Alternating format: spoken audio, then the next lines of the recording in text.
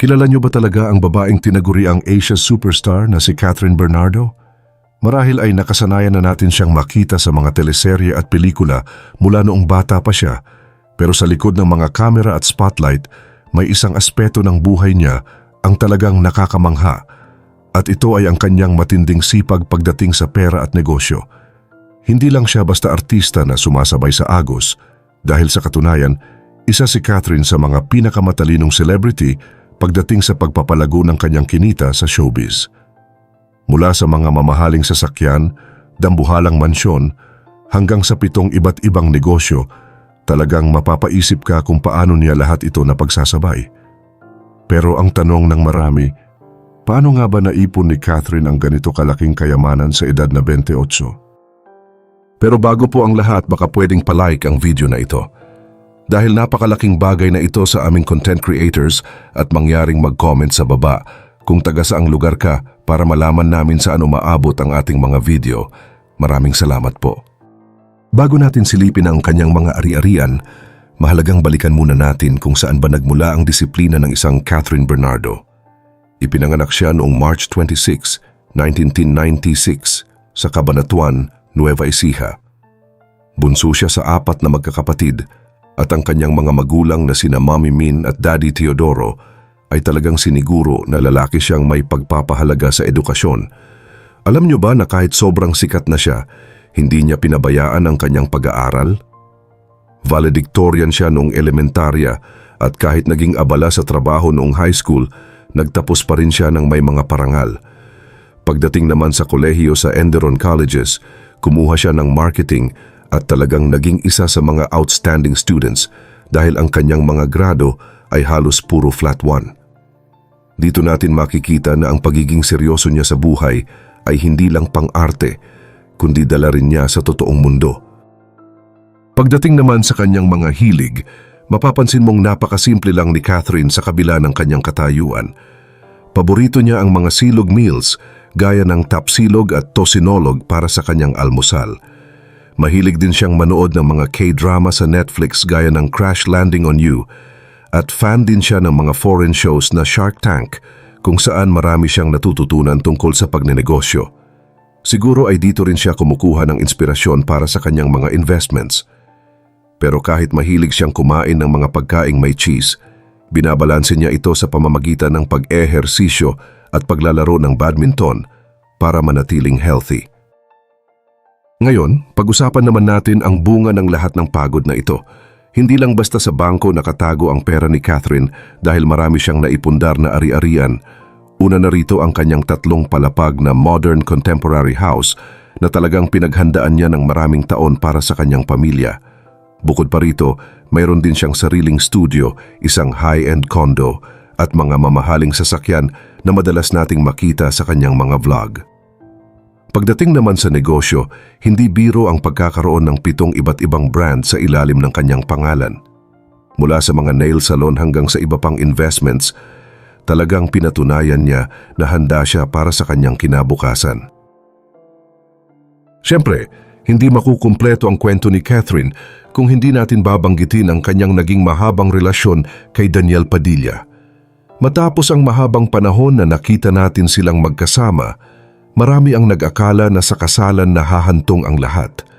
Sa katunayan, sinabi ni Daniel noon na handa na siyang lumagay sa tahimik, pero mas pinili ni Catherine na maghintay hanggang sa umabot siya sa edad na 30. Ngunit ang pangarap na iyon ay gumuho noong Nobyembre 3, 2017 nang kumpirmahin nila sa Instagram ang kanilang paghihiwalay.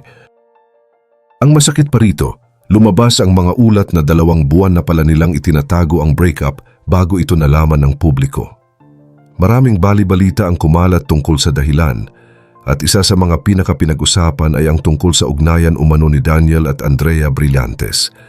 Ayon sa mga ulat, mismong si Andrea ang lumapit kay Catherine para aminin ang lahat at ipinakita pa ang kanilang mga pag-uusap sa text. Ang pag-amin na ito ay nangyari dahil nalaman din ng dating boyfriend ni Andrea na si Seth Fedelin ang tungkol sa nasabing ugnayan. Dahil sa mga pangyayaring ito, mas lalong naging maugong ang pangalan ni Catherine pagdating sa mga bagong lalaking nalilink sa kanya.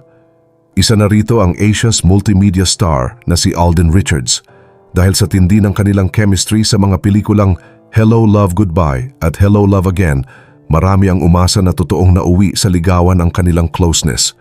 Pero nilinaw ni Alden na sa ngayon ay mas pinapahalagahan nila ang kanilang malalim na pagkakaibigan. Sinabi rin ng aktor na laging nasa puso at isipan niya si Catherine, pero nananatili silang magkaibigan lamang. Bukod kay Alden, may mga haka-haka rin na naugnay si Catherine sa mayor ng Lucena City na si Mark Alcala matapos silang makitang magkasama sa isang mall sa Makati. Pero nitong unang bahagi lang ng 2026, nilinaw ni Catherine na wala siyang opisyal na karelasyon at mas gusto niyang ibuhos ang kanyang oras sa kanyang trabaho. Kung titingnan natin, hindi naman nakapagtataka na mas piliin muna ni Catherine ang kanyang career dahil dito talaga siya humuhugot ng lakas simula pa noong bata siya.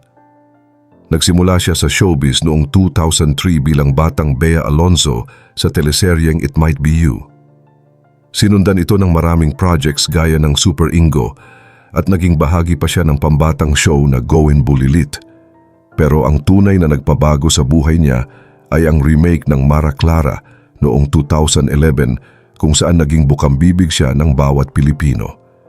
Dito na rin nagsimula ang tambalang Kath Neal sa show na Growing Up na sinundan ng mga blockbuster hits gaya ng She's Dating the Gangster at The House of Us na isa sa pinakamalaking pelikula sa kasaysayan ng bansa. Mula sa mga simpleng roles hanggang sa maging isang movie queen, napatunayan ni Catherine na kaya niyang tumayo sa sarili niyang mga paa. Kahit anong dumaan na bagyo sa kanyang buhay pag-ibig, ang kanyang talento at dedikasyon sa trabaho ang nananatiling pundasyon ng kanyang yaman at tagumpay. Ngayong 2026, mas lalong pinatunayan ni Catherine na wala siyang plano tumigil sa pag-arangkada ng kanyang career. Marami ang natuwa sa kanyang muling pagbabalik sa teleserye sa pamamagitan ng Someone Today, kung saan nakatambal niya si James Reid kasama pa si Maja Salvador. Dahil sa husay niya sa pag-arte, hindi na mabilang ang mga parangal na natanggap niya, kaya naman hindi kataka-taka na siya ang itinuturing na isa sa pinakamatagumpay na aktres sa bansa. Pero alam niyo ba kung magkano na talaga ang halaga ni Catherine sa puntong ito? Ayon sa mga ulat, ang kanyang net worth ay tinatayang nasa mahigit 800 milyong piso na. Hindi man siya bilyonarya, malinaw naman na isa siyang milyonarya na bunga ng sunod-sunod na pelikulang pumatok sa takilya at mga endorsements.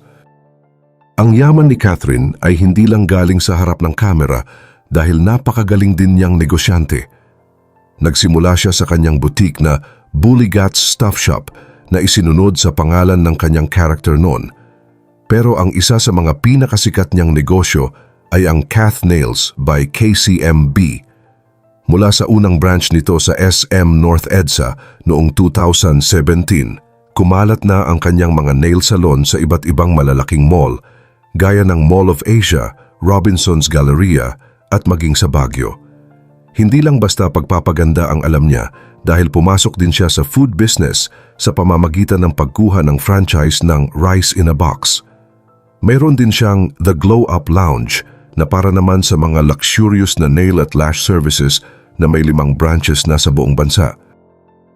At kung akala nyo ay hanggang dyan lang ang diskarte niya, nagbukas din siya ng isang boutique hotel na tinawag na Isla Amara sa El Nido, Palawan.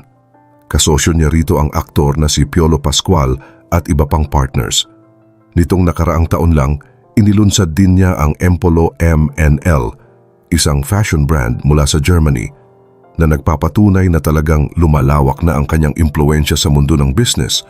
Lahat ng ito ay pinapatakbo niya habang sabay na nagtatrabaho bilang aktres. Siyempre, ang lahat ng pagod na ito ay kitang-kita sa kanyang mga personal na ari-arian. Ang kanyang 3 palapag na bahay sa Antipolo ay talagang pinag-isipan ng disenyo. Mula sa malawak na driveway, mga elevator sa loob ng bahay, hanggang sa isang slide para masaya ang pagbaba sa bawat palapag, talagang dream house ito para sa marami. Mayroon din itong infinity pool na may magandang tanawin ng lungsod. Pero nitong huli, usap-usapan din ang kanyang paglipat sa isang napakamahal na unit sa Makati na nagkakahalaga ng hanggang 280 milyong piso. Hindi rin pahuhuli ang kanyang koleksyon ng sasakyan gaya ng Jeep Wrangler, Lexus at Toyota Land Cruiser na aabot sa 10 milyong piso ang halaga. Talagang maipagmamalaki ang narating ni Catherine Bernardo dahil sa kanyang sipag at talino sa paghawak ng pera. Mula sa batang artista hanggang sa pagiging isang matagumpay na businesswoman, ipinakita niya na ang tunay na yaman ay nakukuha sa tamang diskarte at hindi lang sa swerte. Sa dami ng kanyang mga negosyo at ari-arian, ano kaya sa tingin niyo ang susunod na malaking investment na papasukin ni Catherine? Tingin niyo ba ay ito na ang tamang panahon para pagtuunan niya naman ang kanyang sariling restaurant na matagal na niyang pangarap? I-share mo naman ang opinyon mo sa ibaba at huwag rin kalimutang mag-like at subscribe para sa mas marami pang updates gaya nito.